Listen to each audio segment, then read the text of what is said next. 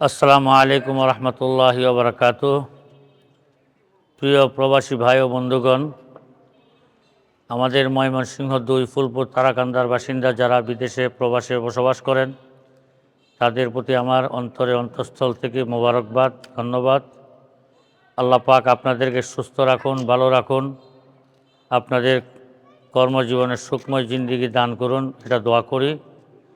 এবং হালালভাবে প্রবাসী জীবন যেন সুন্দরভাবে কাটাতে পারেন সে দোয়াও করি। আমাদের ফুলপুর তারাকান্দার বাসিন্দা যারা আছেন, প্রবাস থেকেও এবার ভোট দেওয়ার একটা সুযোগ এসেছে।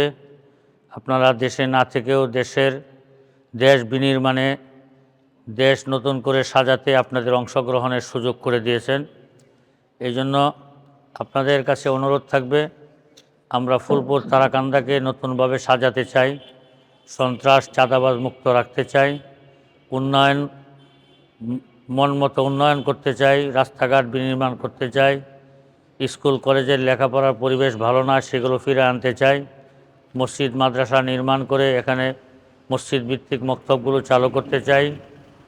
পাশাপাশি মা বোনদের ইজ্জত আবরুর হেফাজত, মিথ্যা মামলা দিয়ে মানুষকে হয়রানিমূলক মামলা দিয়ে কষ্ট দেওয়া, এই সব কিছু বন্ধ করে একটা শান্তির সমাজ, সুখময় সমাজ উপহার দিতে চাই।